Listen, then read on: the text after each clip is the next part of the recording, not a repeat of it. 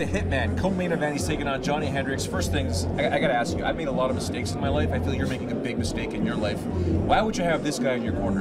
I don't know. I'm not sure why. I mean, I understand he's a southpaw, he's got a good strike, good wrestler, but I mean, Frank Triggs, he was one of your main training partners. Don't you want to win this fight? Yeah, I know. I gotta bring in some better guys next time. No, you know, Frank's fought in UFC, he's fought in Japan, he's fought everywhere in the world, so, you know, I don't want to give him too much credit here in front of the camera, but he's a great guy. He's a great guy, he's a great wrestler, he wrestled at Oklahoma State as well, and he's had so many fights, he has a lot of experience, and it's a pleasure to work with him for this fight. I think really he's paying me back for all the punches he put in my head and all the pain he gave me every time I was going home. He's trying to pay that back by letting me be in his corner out of nicety more than anything. With that being said, though, how does your corner work normally in this kind of situation? Because corners are very important now for fights, especially for a guy like you who's so smart. You need to hear that little extra voice.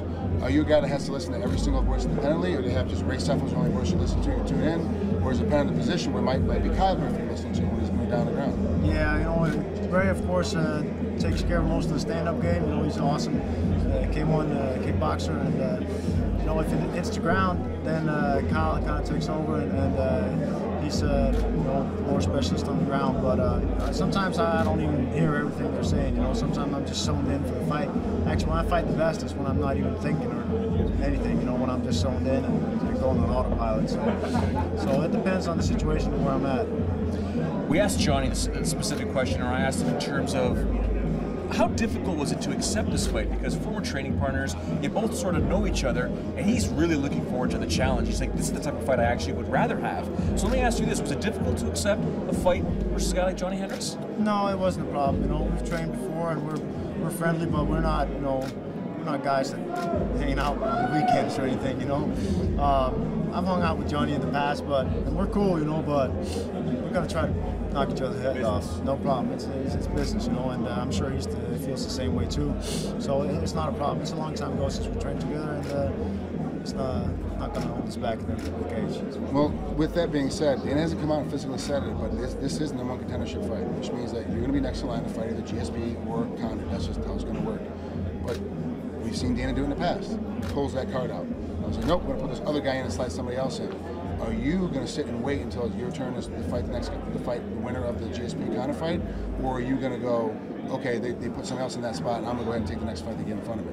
My goal is to fight for the title. I want to fight GSP. I want to fight Condit, and first I got to beat Johny Hendricks. That's what I'm focused on right now. But I want to get the title. I feel like I've beaten some tough guys, and I feel beating Johny on Saturday is just going to make me deserve that shot. So we'll see what happens. You know, I'm a fighter, and I like to stay busy, but I definitely feel that I deserve a shot beating Johny Hendricks. All right, final question. I have to ask you this because I'm looking at your opinion of this main event, and there's so many people that are wavering from their thoughts. You originally said, if I had to put money on this, I'd go with George St. Pierre. A little change of heart now. You're saying that don't be surprised if Carlos Condit makes GSP quit. What do you think is going to happen on Saturday night? I could see GSP winning the first 3 rounds, but I think Carlos Condit's going to stay in there. I don't think GSP is going to be able to finish Condit. He's tough, and he's going to hang in there till the end. He's tough to submit. He's tough to knock out, and he's going to keep fighting. I could see Condit catching GSP with something crazy, you know, spinning elbow, flying knee, whatever, towards the end of the fight. And I don't know. I got a weird feeling about it. I think Condit might pull it off. Actually, this is the real final question. We were talking to Condit. He basically said, I'd like to fight Martin Kampmann next. He's almost like, not that he's looking past GSP, but he wants that rematch with you. That says a lot about your skill set and the respect he has for you. I know he want to fight me. You know, I got to win over him, and he's a competitor, so of course he want to erase that loss. I don't blame him, you know, and I want to erase all my losses too. So that's how it is when you compete in this game, you know, and of course, when he's the champ, I'd love to give him a rematch. You heard it right there. Thank you very much for your time. For sure. All right, there you have it. Martin Kampmann, co-main event taking on Johny Hendricks Saturday night, UFC 154 at the Bell Center in Montreal.